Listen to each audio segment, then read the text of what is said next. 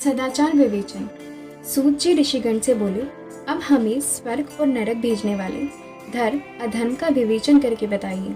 साथ ही हमें उसे सदाचार का वर्णन भी बताइए जिससे धर्म अधर्म को जीता जा सके। सूत जी बोले, हे ऋषु, चारों वर्णों के मनुष्य को चाहिए कि वे सूर्योदय से पहले उठकर अपने इष्ट देव का ध्यान करें। पूर्व दिशा की ओर मुख करके बैठने से उत्तम फल प्राप्त होता है। उषा काल में शौच आदि से निर्वित होकर दातन करके स्नान करें। नदी में कमर तक या कंठ तक खड़े होकर स्नान करना चाहिए। घुटने तक के जल में स्नान करना पड़े तो मंत्र बोलकर स्नान करना चाहिए।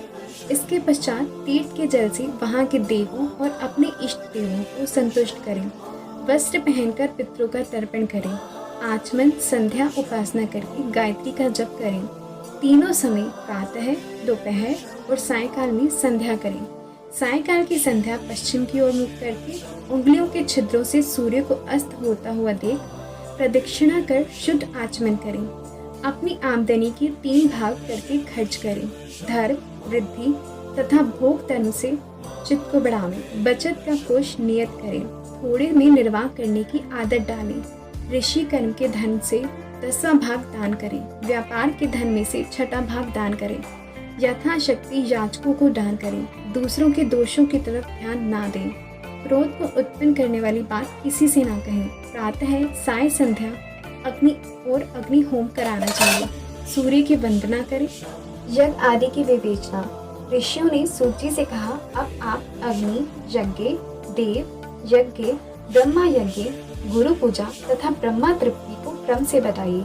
सूत जी ने बताया, अग्नि में द्रव्य युक्त हवन करना ही अग्नि यज्ञ कहलाता है। अग्नि यज्ञ कई प्रकार के हैं। एक तो अग्नि में संविधा द्वारा हवन करना, दूसरा विवाह होने तक ब्रह्मचर्य व्रत का पालन करना भी अग्नि यज्ञ है। विवाह के बाद सुबह शाम हवन करना चाहिए। वनवासी व्यक्ति अपनी आत्मा में ही अग्नि आरोपण करके प्रातः एवं सायकाल सूक्ष्म भोजन के द्वारा ही अग्नि यज्ञ कर लेते हैं। विवाह के समय की अग्नि को सुरक्षित रखना चाहिए। ब्राह्मण लोग देव तृप्ति के लिए एक ही बार अग्नि में यज्ञ करें। शेष समय वेदों का अध्ययन करना चाहिए। भगवान शिव ने प्रारंभ में रविवार को बनाया, फिर सप्ताह के 6 दिनों को बनाया। प्रत्येक दिन की पूजा तथा फल की भी नियत करें। पाप की शांति के लिए रविवार के दिन की पूजा उत्तम है। लक्ष्मी की प्राप्ति के लिए सोमवार का दिन, रोगों की शांति के लिए मंगलवार की पूजा करें तथा काली आदि का भजन पूजन करें। बुधवार को विष्णु जी का पूजन करें। गुरुवार को आयु की वृद्धि के लिए पूजन करें। शुक्रवार को भोगों के इच्छुक व्यक्ति व्रत रखें और शनिवार को इंद्रिय विजय होकर स्त्री प्राप्ति के लिए पूजन करें। स्थान काल निरूपण। सूत जी से ऋषिगण बोले, अब आप पूजा के योग्य स्थान व काल का निरूपण कीजिए। सूत जी ने बताया, देव आदि यज्ञ में शुद्ध ग्रह बराबर फल देने वाला होता है।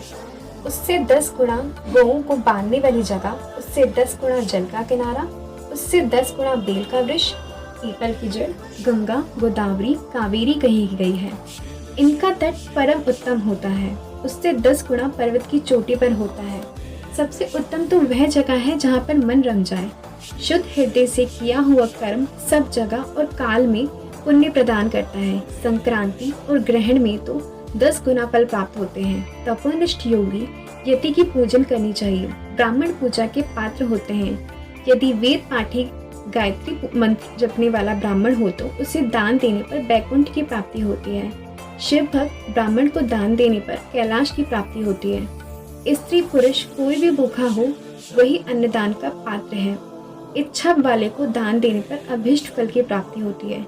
जैसे भी हो, थोड़ा बहुत देवार्पण किया हुआ दान अनंत फल को प्राप्त होता है। मनुष्य को तप और दान दोनों करते रहना चाहिए। देवताओं की तृप्ति से सभी भोग मिलते हैं। ईश्वर अपन बुद्धि से दान करने पर मोक्ष की प्राप्ति होती है। आर्थिक पूजन। सूत जी ने बताया, हे महर्षियों, मिट्टी द्वारा निर्मित प्रतिमा का पूजन करने से सभी के मनोरथ पूर्ण होते हैं। मिट्टी नदी, तालाब या जलाशय अथवा कुएं की होनी चाहिए। इस मिट्टी में सुगंधित वस्तु का चूर्ण मिलाकर मंडप में बैठकर दूध मिलाकर प्रतिमा का अपने हाथों से निर्माण करना चाहिए। गणेश, शिव, पार्वती, सूर्य, विष्णु की प्रतिमा बनाकर आदर पूर्वक पूजन करें। जो व्यक्ति षोडशोपचार से शिव जी का पार्थिव पूजन करते हैं उनकी सभी मनोकामनाएं पूरी होती हैं। ब्राह्मण को चाहिए कि स्वयं प्रकट लिंग पर 5 किलोग्राम और किसी अन्य द्वारा स्थापित लिंग पर 3 किलोग्राम नैवेद्य चढ़ाए। ऐसा पूजन करने वाला ब्राह्मण सत्यलोक में जाता है। 12 अंगुल चौड़ा तथा 25 अंगुल लंबा लिंग प्रमाणित माना गया है। लिंग के अभिषेक से आत्मशुद्धि, गंध से पुण्य की प्राप्ति, नैवेद्य से आयु में वृद्धि और मन की तृप्ति होती है। दीप से ज्ञान, तांबुल से भोगों और धूप देने से धन की प्राप्ति होती है। नमस्कार और जप से सभी सिद्धि प्राप्त होती है। इसलिए पूजा करने के बाद यह अवश्य करना चाहिए। मानसिक पूजन में भी इसे अवश्य करें। हर हर महादेव। प्रणव पंचाक्षरों का महात्म्य। प्रणव का अर्थ है प्र यानी पंच, न यानी नहीं, और वो का अर्थ है तुमने, अर्थात तुम में प्रपंच नहीं है। प्रणव माया से रहित सदैव नवीन है। यह स्थूल 2 प्रकार का है। इसका एकांत में जप करने से भोगों की प्राप्ति होती है। जो व्यक्ति इसका 36 करोड़ बार जप कर लेता है वह योगी कहलाता है। यह अकार, ओंकार एवं मकार, बिंद और नाद के साथ शब्द काल कला से युक्त है, अर्थात असम इन 3 दीर्घ अक्षरों और मात्राओं से युक्त प्रणव होता है। यह योगियों के हृदय में निवास करता है। यही शिव शक्ति की एकता और तत्व स्वरूप है। यह दृढ़ जप द्वारा मोक्ष देता है। ओम का महत्व वेद मंत्रों के प्रारंभ में तथा दोनों समय संध्या करते समय ओम का प्रयोग करना चाहिए। ओम का 9 करोड़ जप करने से व्यक्ति पूर्ण रूप से शुद्ध हो जाता है। पंचभूतों से निर्मित भी प्रत्येक व्यक्ति के लिए 9 करोड़ जप करना चाहिए। जितेंद्रिय पुरुष 5 करोड़ जप करे। ऐसा करने से व्यक्ति शिवलोक को जाता है। महात्माओं का कहना है कि शिव कृपा के बिना शिवलोक की जानकारी प्राप्त नहीं हो सकती। जो व्यक्ति अपने गुरु द्वारा पंचाक्षर का 5 लाख बार जप करते हैं उनकी आयु बढ़ जाती है। स्त्री तत्व से छूटकर क्षत्रिय बन जाती है। क्षत्रिय तत्व से छूटकर ब्राह्मण बन जाते हैं। वैश्य क्षत्रिय बन जाता है। शूद्र केवल इसका 25,000 बार जप करने से शुद्ध बन जाता है।